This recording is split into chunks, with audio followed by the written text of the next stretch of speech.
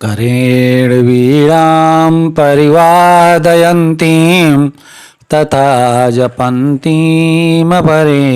मालाम् मरालपृष्ठां सन्सन्निविष्टां सरस्वतीं तां शिरसा नमामि।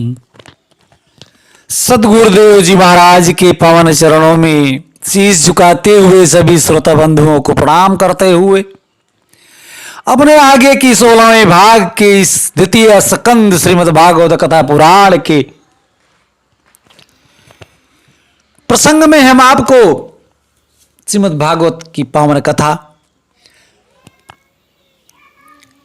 का रसपान कराने का प्रयास कर रहे हैं।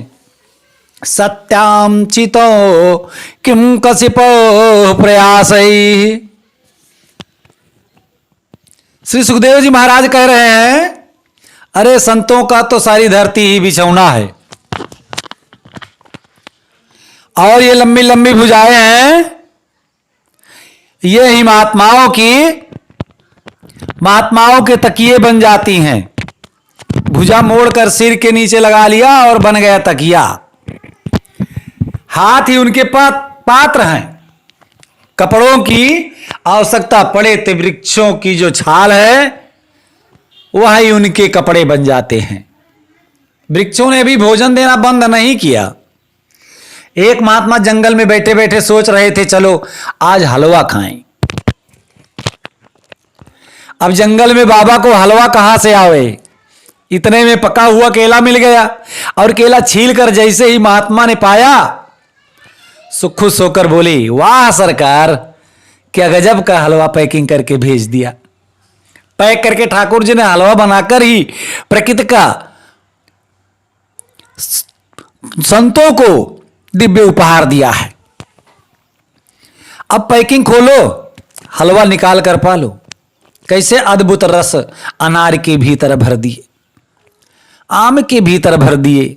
ये सब परमात्मा का दिया हुआ भोजन है। प्रेम से पाओ, स्वस्थ रहो तथा हरि का भजन करो। जो परमात्मा के आश्रित रहते हैं उनके लिए सारा प्रबंध परमात्मा ने किया है। मां के पेट में थे तब कौन खिलाता था? उस समय भोजन किसने दिया? ठाकुर जी ने ही तो प्रबंध किया। मां के गर्भ में बालक आप्यायनी नाम की नाड़ी से सारा रस ग्रहण करता रहता है। बालक को कोई कष्ट न हो तो वहां भी उसे सुरक्षा के कवच में व्यवस्थित कर दिया। अब बालक जगत में आने में समर्थ हो गया तो प्रसूति वायु के प्रबंध के द्वारा तुरंत मां के गर्भ से बाहर निकाल दिया। ये भी तो प्रबंध उसी का है। समय पर ही प्रसूत वायु आकर उसे गर्भ से बहिर्भूत करती है। अब जगत में अभी अभी आया है, जगत की वस्तुओं को खाने में अभी समर्थ नहीं है तो कैसे भरण पोषण होगा? भगवान ने तुरंत मां के स्तनों में दूध का संचार कर दिया। लोग कहते हैं क्षीर सागर एक कपोल कल्पना है, दूध के भी कई समुद्र हुआ करते हैं। अरे भैया, प्रभु के पास यदि क्षीर सागर ना हो तो लाखों जीव जन्म ले रहे हैं, उनके दूध की सप्लाई कहां से होती? 84 लाख योनियां हैं, किसी का भी बच्चा हो, पर जिसने भी जन्म लिया भगवान ने अपने क्षीर सागर से मां के स्तनों में दूध का कनेक्शन फिट कर दिया और बालक को दुग्धपान होने लगा। बालक के निमित्त ही वह दुग्ध है। डॉक्टर भी कहने लगे हैं मां का दूध पिलाओ, मां का दूध पिलाओ, बच्चा स्वस्थ रहेगा। क्योंकि ठाकुर जी दे ही दिए उसके लिए रहे हैं, दूध उसी के लिए दे रहे हैं सरकार। मां के दुग्ध का पान करने के लिए बच्चे को दांतों की आवश्यकता नहीं पड़ती, इसलिए भगवान ने दांत दिए ही नहीं। परंतु अब कुछ खाने पीने की इच्छा बालक में जगी। कुछ सामर्थ्य भी शरीर में आने लगी तो दांतों की आवश्यकता पड़ने लगी। तो भगवान ने छोटे छोटे से दांत भी दे दिए, दूध के दांत। अब देना प्रारंभ किया क्योंकि अब आवश्यकता पड़ने लगी, और जहां इधर उधर की वस्तुओं को बालक पाने लगा तो भगवान को लगा कि अब दूध की आवश्यकता नहीं रही, तो कनेक्शन काट दिया। अब दूध नहीं मिलेगा, खाओ। बाहर की वस्तुओं का सेवन करते करते बालक बड़ा होने लगा, स्वस्थ होने लगा। धीरे धीरे नवयुवक बन गया। अब तो बड़े बड़े चनों को भी चबाकर खा जाता है। जठराग्नि भी प्रबल हो गई। सो ही भगवान कहते हैं अब दूध वाले दांतों से काम नहीं चलेगा, अब तो मजबूत वाले दांत रखो। सो दूध के दांत वापस लेने लगे और मजबूत दांत देने लगे। अब इनसे चाहे जितना चबाओ, चाहे जो कुछ भी चबा जाओ, युवावस्था में स्वस्थ दांत दे दिए, परंतु जहां जवानी ढलने लगी, बुढ़ापा आने लगा, मंदाग्नि पेट में पड़ने लगी, अब खट्टी डकारें आने लगी, कुछ हजम ही नहीं होता। तो भगवान क्या कहते हैं, अब दांत वापिस करो, फिर बन जाओ वेदांती। अब दांत छोड़ें और एकांत में बैठकर फलाहार करके फिर हरि का भजन करो तथा जीवन के लक्ष्य को समझो। फलाहार करोगे तो स्वस्थ रहोगे, उल्टा सीधा खाओगे तो फिर बीमार पड़ोगे। इसलिए दांत ही वापस ले लिए। ये सारी अद्भुत व्यवस्था कौन कर रहा है? ये सब संचालन किसके द्वारा हो रहा है? अरे भाई, जब चित्र दिखाई पड़ता है तो चित्र देखते ही चित्रकार का स्मरण स्वाभाविक होता है। जब कोई सुंदर मूर्ति दिखाई पड़ती है तो मूर्तिकार का ध्यान आ ही जाता है। कृति को देखकर कर्ता का स्मरण हो ही जाता है। कोई कृति अपने आप नहीं बनती, उस कृति का कोई न कोई कर्ता होता है। तो जगत है परमात्मा की कृति। इस जगत को देखकर उस कर्ता का भी तो स्मरण करना चाहिए। फूलों में कितने सुंदर सुंदर रंग भर दिए, जीवों के भरण पोषण का कितना सुंदर सुंदर प्रबंध कर दिया। इन सब का प्रबंधक कौन है? सूर्य चंद्रमा का यह संतुलन कौन बना रहा है? वह भगवान सूर्य थोड़ा नीचे खिसक आवे तो धरती भस्म हो जाए, और तनिक ऊपर खिसक कर चले जाए तो इस धरती का बर्फ बन जाए। तो यह संतुलन किसने बना रखा है? अरे ये असंख्य तारे आपस में घूम रहे हैं। यह सब प्रबंध करने वाला कोई तो प्रबंधक है। इस जगत को देखकर उन जगदीश्वर का जो सबके प्रबंधक हैं उनका ध्यान करना चाहिए, स्मरण करना चाहिए। बड़ा ही सुंदर श्री सुखदेव जी महाराज ने भगवान की स्थूल रूप में ध्यान की विधि बतलाई। तदुपरांत सद्धो मुक्ति व क्रम मुक्ति का मार्ग बतलाया।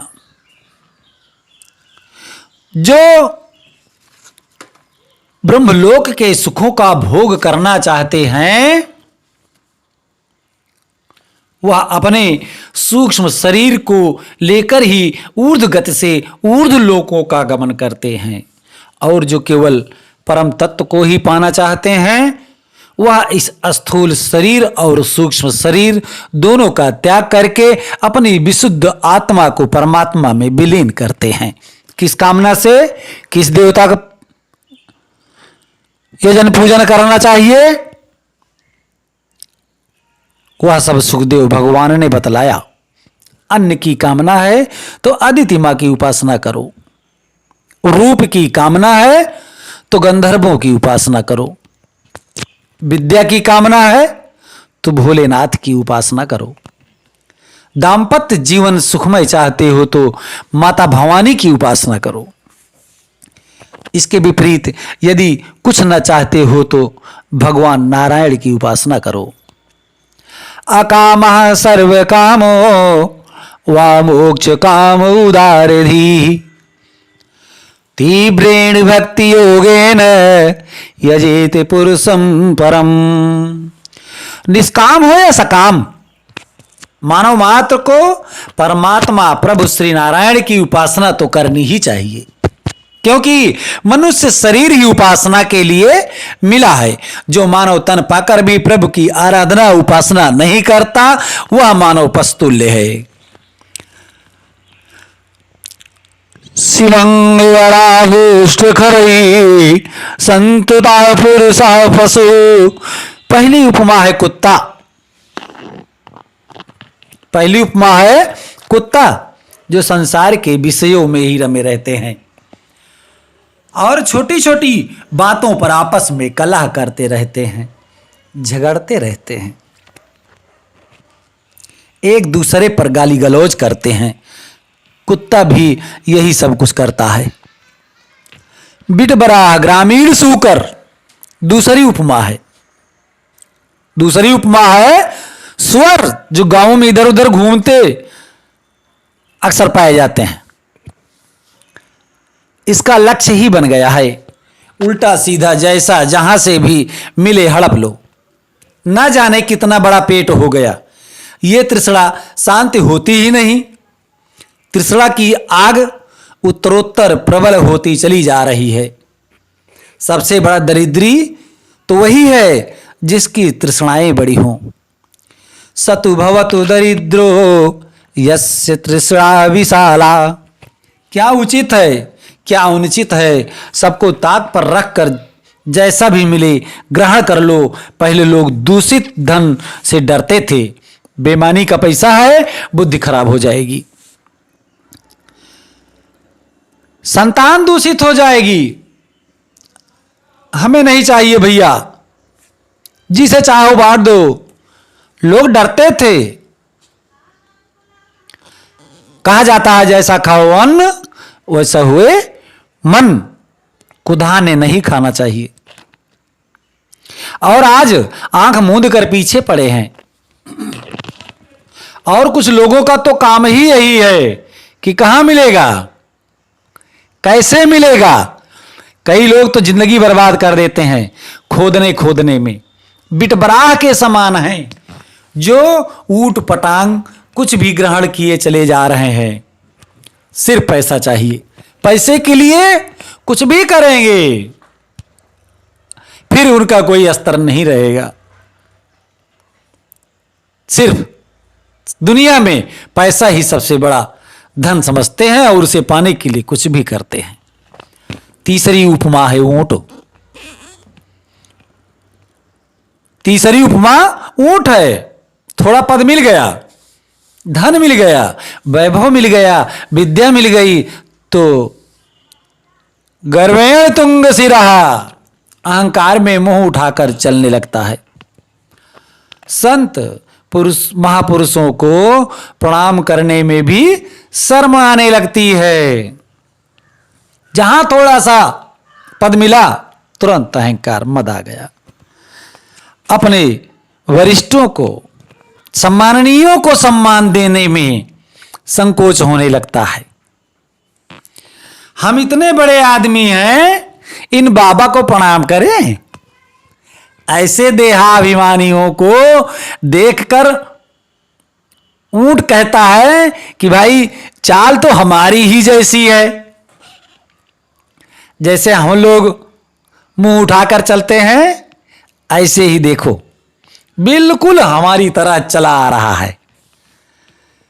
और चौथी उपमा है गधा, जो जीवन पर्यंत अपने घर गृहस्थी का ही बोझ ढोने में लगे हुए हैं। जर्जरित काया हो गई, घर में कोई पूछने वाला नहीं, बात करने वाला नहीं, खटिया पकड़े लेटे हैं और फिर भी कहो कि बाबा भजन करो। जवाब मिलता है महाराज नातिन की शादी और निपट जाती, फिर भजन ही करना था, बस उसी का टेंशन रहता है। लो, घर वाले सोच रहे हैं कि अब ये कब पधारें, तब बिटिया की शादी करें। भरोसा नहीं, बीच शादी में ही चले जाएं। ये पधार जाएंगे तभी बेटी का विवाह रचाएंगे, और वह कह रहा है जब तक नातिन का विवाह नहीं देख लूंगा मैं जाने वाला नहीं। ये विडंबना है महाराज। अभी भी चिंता का बोझ सिर पर लादे पड़ा है, शरीर चल नहीं रहा, फिर भी चिंता का बोझ लाद रहा है। गधा कहता है मैंने भी बहुत भार ढोया। जब तक शरीर में शक्ति थी मालिक के लिए बहुत मजदूरी की, ईंटें ढोई, गिट्टी ढोई, पर कभी धन्यवाद हमें नहीं मिला। जब भी देता था तो 2 डंडे ही देता था। आज तक किसी गधे को पारिश्रमिक नहीं मिला, कोई पुरस्कार नहीं मिला कि ये बड़ा परिश्रमी है, बड़ा मेहनती है। और जब उसी शरीर में बल नहीं रह जाता तो उसी गधे को डंडा मारकर मालिक निकाल देता है। जिस प्रकार से आज इस समय प्रायः देखने को मिल रहा है, हमारे सभी संत महापुरुष अपनी उन पशुओं को, उनको जिनका दूध अमृत होता है, हमारी गायें, हमारी गौ माता, जब तक दूध मिलता है तब तक खूब पीते हैं, जमकर पीते हैं। और जैसे ही आज गौ मां दूध देना बंद कर दी, तुरंत उन्हें अपने खूंटे से खोल दिया। और वही हालत संसारियों की भी होती है। जब तक नोट है, शरीर में थोड़ा बल है, कमाने की सामर्थ्य है, खूब बादाम के हलवा खिलाए जाते हैं पिताजी। कोई सेवा का मौका दीजिए, घर में को किसी प्रकार की चिंता ना कीजिए, प्रेम से रहिए। और जब देख लिया कि पिताजी के पास नोट पानी सब खत्म हो गया, कुछ नहीं बचा, तो वाह, जब हम 4 भैया हैं तो हम ही काहे इन्हों पालें। हमने कोई ठेका ले रखा है, बंटवारा बराबर हुआ। पिताजी जाइए वहां, नहीं तो जाइए तीर्थ यात्रा कीजिए। आंखों से देखने को मिलते हैं ऐसे दृश्य, प्रायः आप देख रहे हैं संसार में। उस समय गधा कहता है जो हालत हमारी हुई है सो ही तुम्हारी हो रही है। वह पुरुष पशु तुल्य हो जाता है। उन पशुओं की तरह ही जीवन है। ये मानव देह जो परम दुर्लभ था, उसे पशुओं की तरह खाने पीने सोने में ही बर्बाद कर दिया। अरे जिसके नेत्र हरि का दर्शन करते हर्षाते नहीं, ऐसे नेत्र जिन्होंने प्रभु की छटा को भी निहारा नहीं, मोर पंख के समान व्यर्थ हैं। जो कान हरि की कथा सुनते नहीं, सर्प की वावी के समान हैं।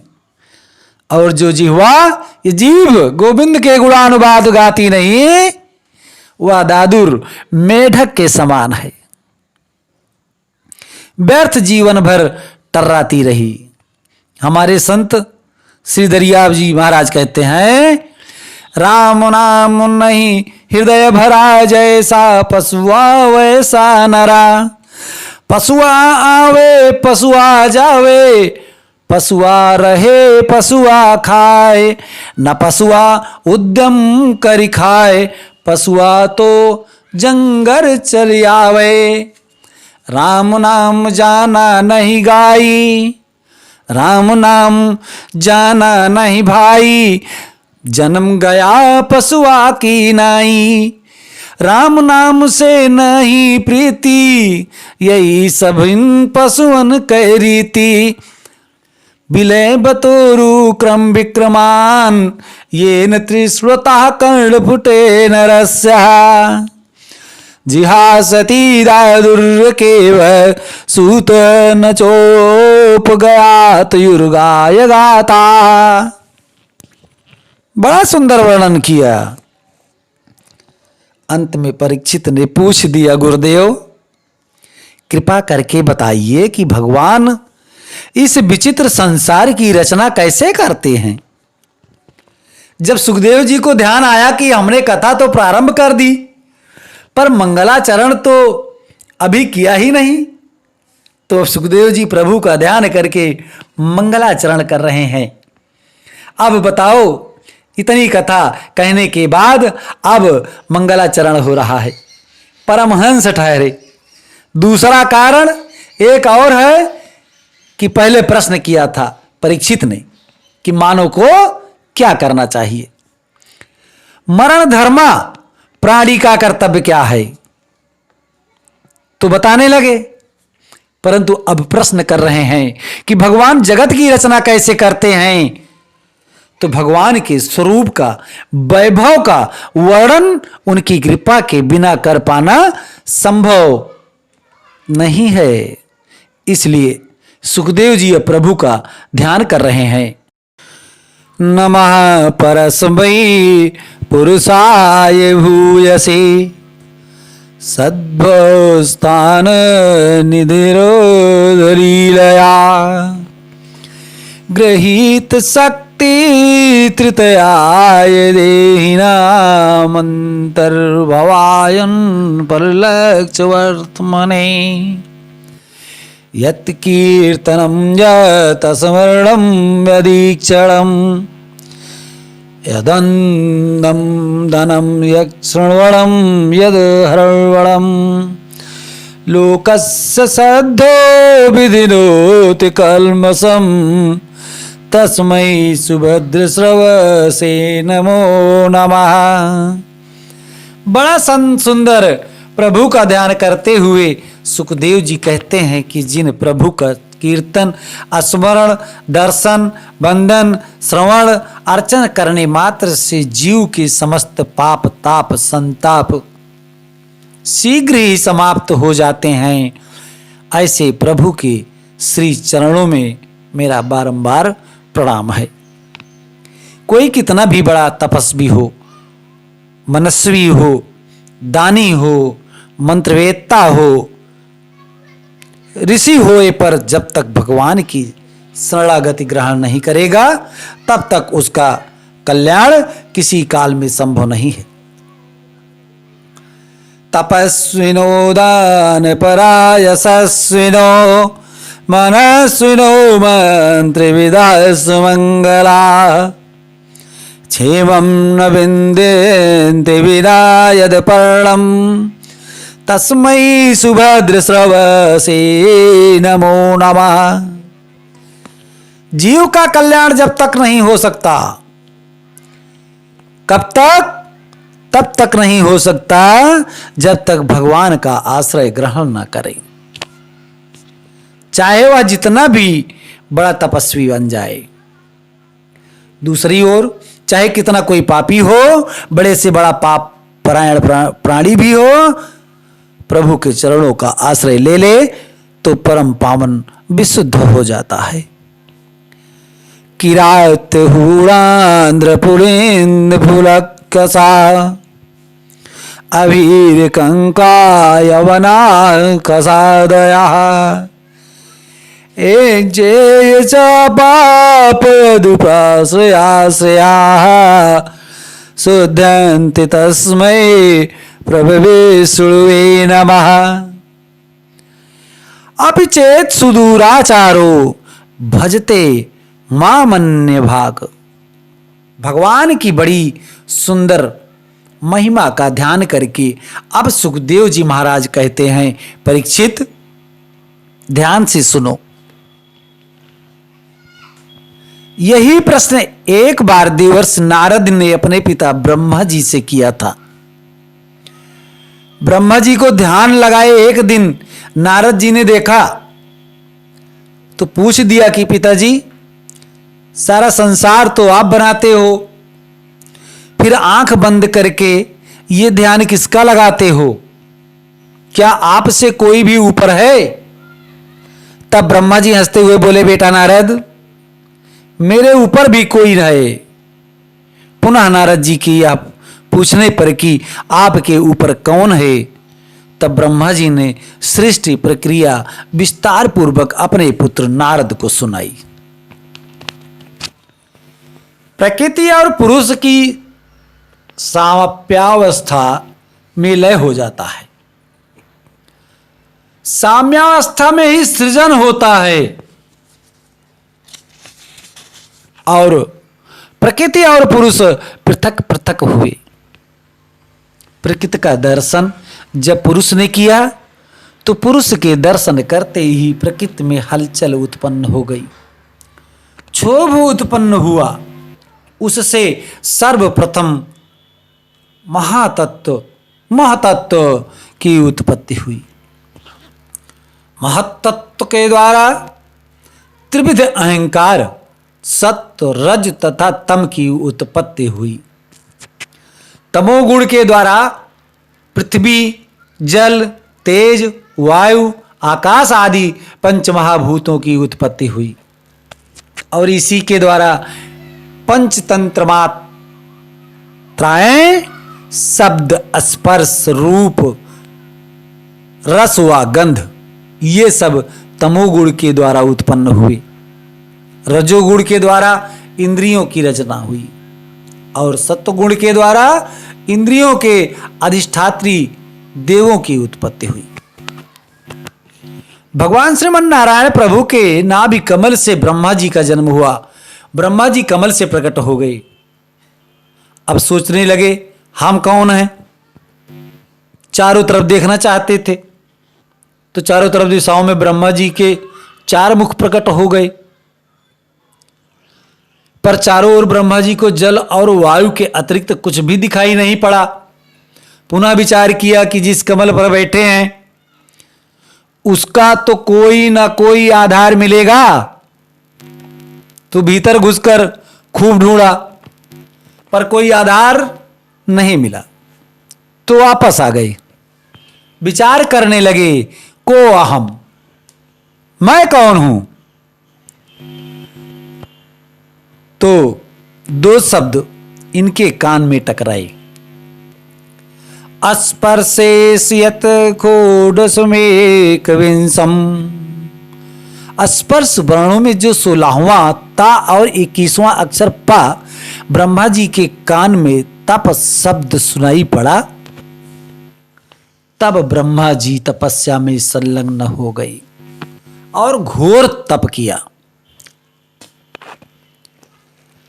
ब्रह्मा जी ने तो उस दिव्य तपस्या से प्रभु ने उनके हृदय में अपनी वाणी को प्रकट किया। उसी दिव्य वाणी को चतुश्लोकी भागवत कहते हैं। ज्ञानम परम गुहाम में यदि ज्ञान समन्वितम सरहस्यम तद्दंगम च गृह्यात गतिम मया। भगवान कहते हैं ब्रह्मा जी जरा ध्यान से सुनिएगा, मैं अपना अत्यंत गोपनीय ज्ञान तुम्हें प्रदान कर रहा हूं। कोरा ज्ञान नहीं है अपितु अनुभवजन्य ज्ञान है। आमेवास्मेवाग्रे नान्यत सदसत परम पश्चादहम यदि तच्च यो वस्यति सोमहम। भगवान कहते हैं ब्रह्मा जी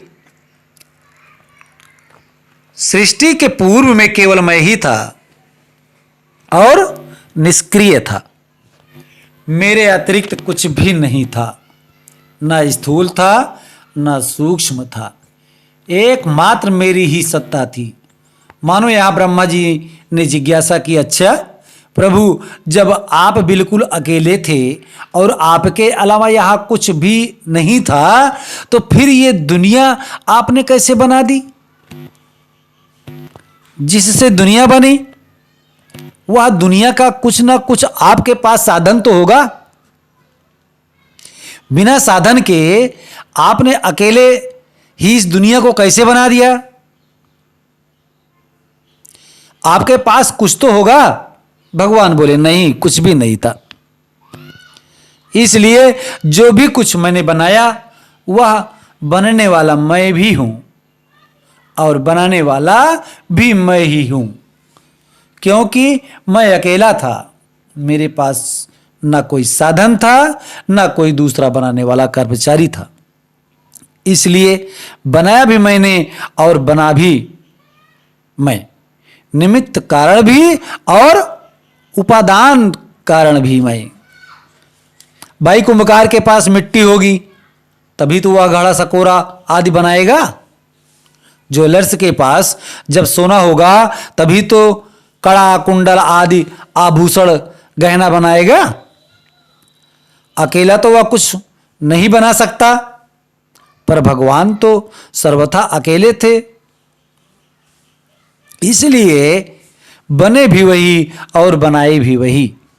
जगत में कई ऐसे भी देखे जाते हैं जिनका निमित्त कारण और उपादान कारण एक ही होता है, वैसे तो अलग अलग होते हैं। कुम्हार ने मिट्टी से घड़ा बनाया तो घड़े का उपादान कारण क्या हुआ?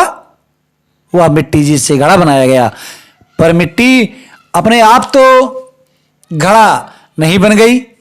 किसने बनाया? कुम्भकार ने। तो कुम्भकार हो गया निमित्त कारण, बनाने वाला निमित्त कारण। तब बनकर तैयार हुआ आभूषण। निमित्त कारण और उपादान कारण एक ही हो, जिसका ऐसा कोई प्रमाण मोर का पंख या मकड़ी का जाला। मकड़ी का जो जाला है उसका निमित्त कारण भी मकड़ी है और उपादान कारण भी मकड़ी है। मकड़ी कोई बाजार से धागा खरीद कर तो लाती नहीं है जाला बनाने के लिए। वह जाल भी तो अपने ही द्वारा प्रकट करती है। जो धागा भी उसी ने प्रकट किया और उसकी रचना भी उसी ने की। अतः निमित्त कारण भी वही, उपादान कारण भी वही। उसी प्रकार मोर ने जो पंख तैयार किया, बनाने वाला भी वही, बनने वाला भी वही।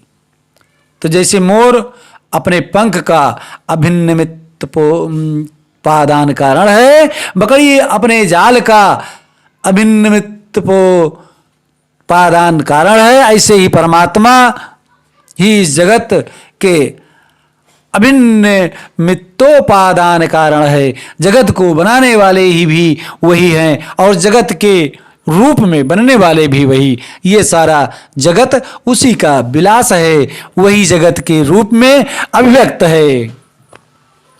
श्रीमन्नारायण नारायण नारायण, श्रीमन्नारायण नारायण नारायण, नारायण नारायण नारायण, श्रीमन्नारायण नारायण नारायण, भजमन नारायण नारायण नारायण। सिय राम मैं सब जग जानी, कराऊं प्रणाम मजुअरी जुग पानी। अब जो तत्ववेत्ता महापुरुष हैं वह घड़े सकोरे आदि जो मिट्टी के बने हुए हैं उन सब में वह मिट्टी को ही देखते हैं।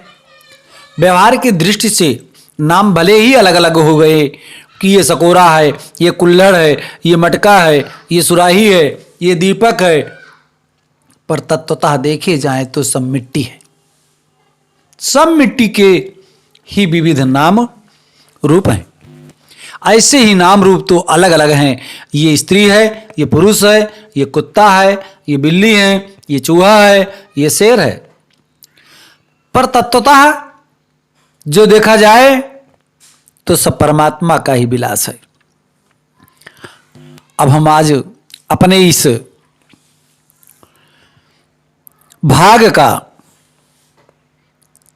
विराम करना चाहते हैं और अगले भाग में हम आपके साथ फिर आपके बीच में होंगे।